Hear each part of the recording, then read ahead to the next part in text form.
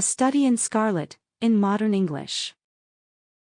Original story by Arthur Conan Doyle.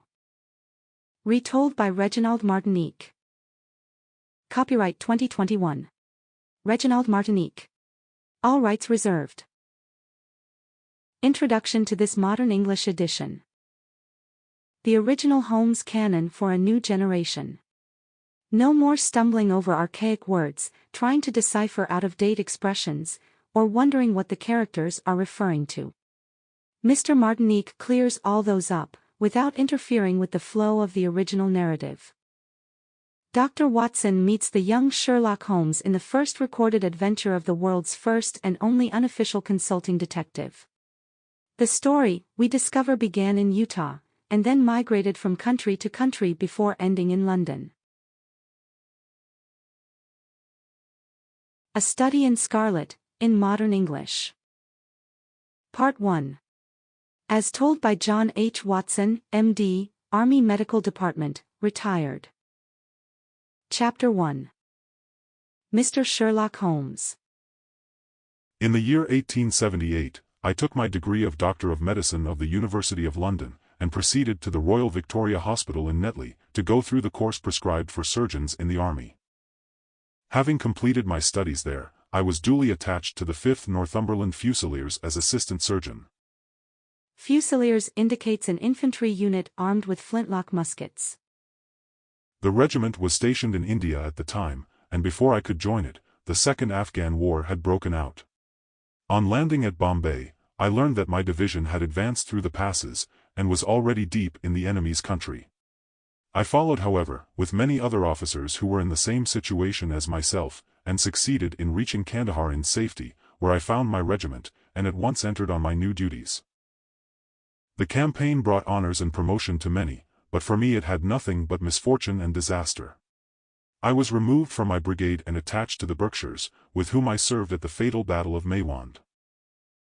There I was struck on the shoulder by a bullet from an Afghan rifle, that shattered the bone and grazed the subclavian artery. I would have fallen into the hands of the murderous Muslim fighters, had it not been for the devotion and courage shown by Murray, my orderly, who threw me across a packhorse, and succeeded in bringing me safely to the British lines. Worn with pain, and weak from the prolonged hardships which I had undergone, I was moved, with a great train of wounded sufferers, to the base hospital at Peshawar. Here I rallied, and had already improved as far as to be able to walk about the wards, and even to bask a little on the veranda, when I was struck down by typhoid fever, that curse of our Indian territories. For months, my life hung in the balance, and when at last I came to myself and began to recover, I was so weak and thin, that a medical board determined that not a day should be lost in sending me back to England. I was sent off accordingly, in the troopship Orontes, and landed a month later on Portsmouth jetty, with my health irretrievably ruined, but with permission from a concerned government to spend the next 9 months in attempting to improve it. I had neither friends nor relatives in England, and was therefore as free as air, or as free as an income of 11 shillings and sixpence a day will permit a man to be. Under such circumstances, I naturally gravitated to London, that great cesspool into which all the loungers and idlers of the empire are irresistibly drained. There I stayed for some time at a private hotel in the Strand, leading a comfortless, meaningless existence, and spending such money as I had, considerably more freely than I ought. So alarming did the state of my finances become, that I soon realized that I must either leave the metropolis and live somewhere in the country, or that I must make a complete change in my style of living. Choosing the latter alternative, I began by making up my mind to leave the hotel, and to take up my quarters in some less pretentious and less expensive residence. On the very day that I had come to this conclusion, I was standing at the Criterion bar, when someone tapped me on the shoulder, and turning round I recognized young Stamford, who had been a doctor's assistant under me at Bart's, St. Bartholomew's Hospital. The sight of a friendly face in the great wilderness of London is a pleasant thing indeed to a lonely man.